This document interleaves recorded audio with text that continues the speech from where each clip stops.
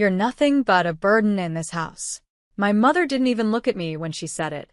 She said it while stirring her tea, like it was a casual observation, like she was commenting on the weather.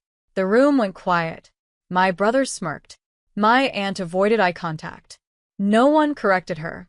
No one ever did. I lifted my cup slowly, the ceramic warm against my fingers, and took a small sip. Then I looked at her. Good, I said calmly. That made her pause. For the first time. Then don't ask me for money. The silence that followed wasn't quiet. It was heavy, sharp, uncomfortable. My name is Victoria Hayes, and that was the moment everything in that house changed. My mother's hand froze midair. My brother's smirk disappeared. Even my aunt finally looked at me. Excuse me, my mother said slowly. I set my cup down carefully. You heard me, I replied. Her eyes narrowed. Since I'm such a burden, you shouldn't rely on me. The words landed harder than I expected. Because they weren't emotional. They were true. For years, I had quietly paid bills they pretended didn't exist. Covered expenses they never acknowledged. Stayed silent when they took. But that moment, something shifted. Because for the first time, I wasn't offering anything anymore. My mother let out a short, disbelieving laugh. Don't be ridiculous, she said, waving her hand like I had just made a joke that didn't land. I didn't smile. I'm not joking. That's when the room shifted. My brother leaned forward, his tone sharper now. Vic, relax.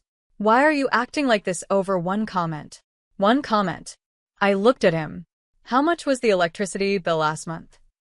I asked. He blinked. What? The bill, I repeated. Who paid it? Silence. My aunt looked down at the table. My mother's expression tightened. That's not the point, she said quickly. It is, I replied. I reached into my bag and placed a folded receipt on the table. Then another. Then another. Electricity, water, mortgage, groceries. All in my name. All paid by me. The sound of paper hitting wood echoed louder than it should have. I've been covering this house for 3 years, I said calmly. No one asked you to, my mother snapped. That almost made me laugh. No, I agreed. You just expected it. My brother shifted in his seat. This is unnecessary, he muttered. Is it? I asked. I leaned back slightly. Because from where I'm sitting, this looks like a burden.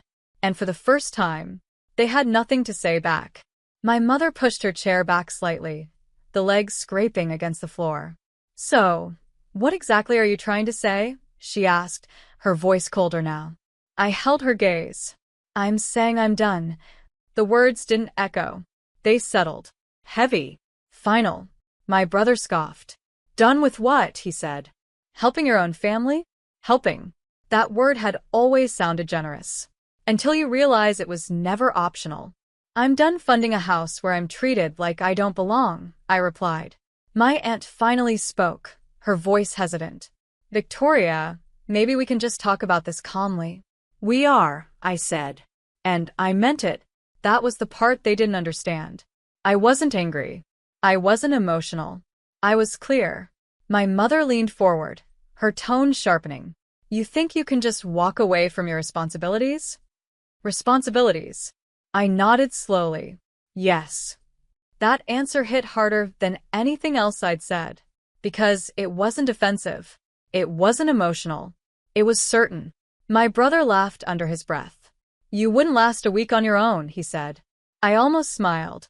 Because that assumption, that I needed them, was the biggest mistake they'd made. I reached into my bag again. And placed one more paper on the table. This one wasn't a receipt. It was a notice. And everything changed.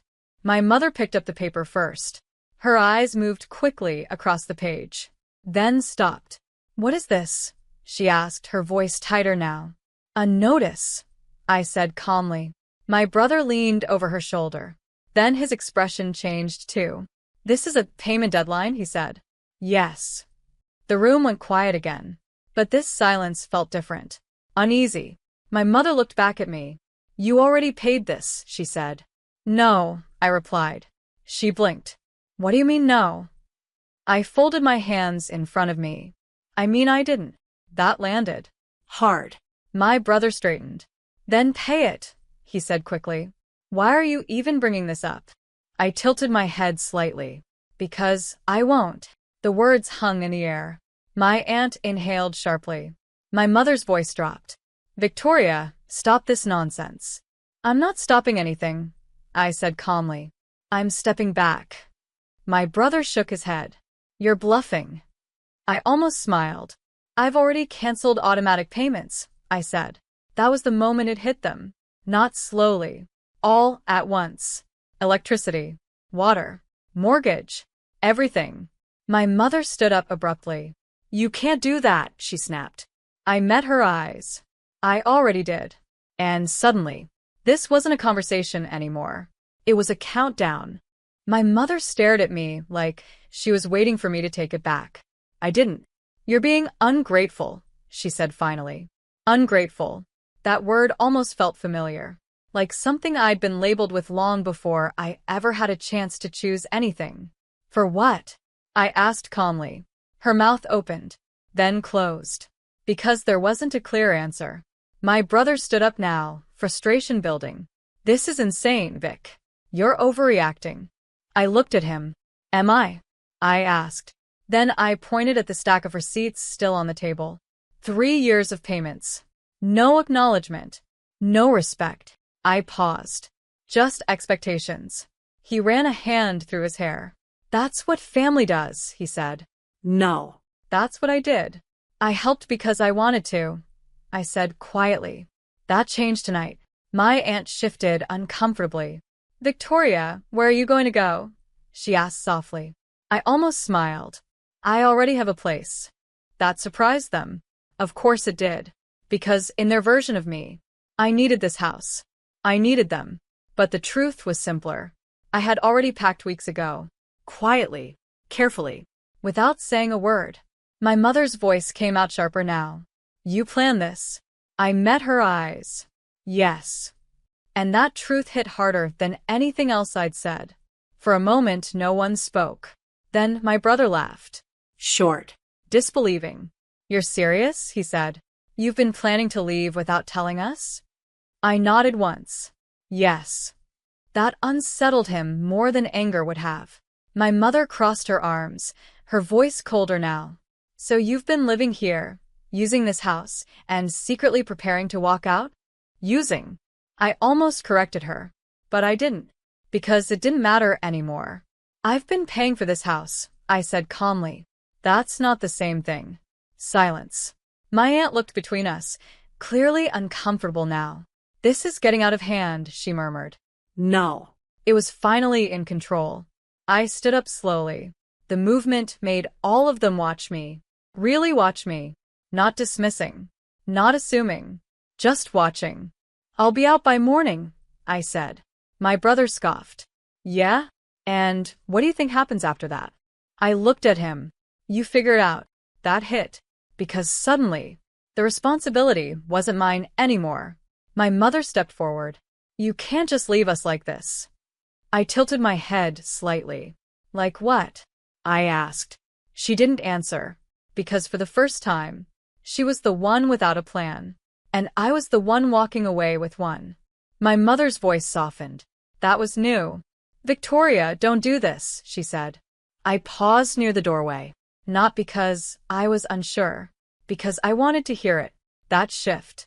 That change in tone they only used when something finally affected them. You'll regret this, my brother added quickly. I turned slightly. No, I said calmly. I won't. The certainty in my voice unsettled them more than anything else. My aunt stood up slowly. At least stay tonight, she said gently. We can figure this out together. Together. That word felt misplaced now. I looked back at the table. At the receipts. At the envelope. At the silence that had finally replaced years of dismissal. I've already figured it out, I replied. My mother's eyes narrowed again, frustration returning.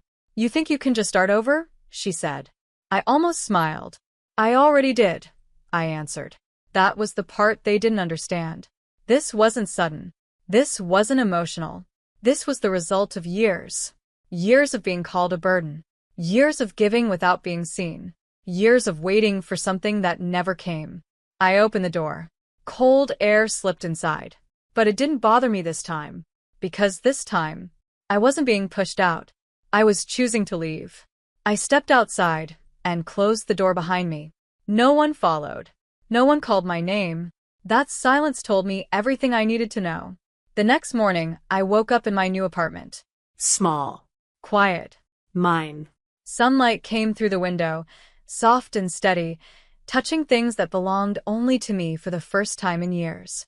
No tension. No expectations. Just space. My phone buzzed on the table. 3 missed calls. All from my mother. One message. We need to talk.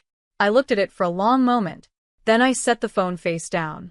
Because for the first time, I didn't feel the need to respond. Later that day, I checked my email. A notification from the bank. Mortgage payment overdue. Utilities pending. Everything I had been covering. Now waiting for them. I didn't feel guilty.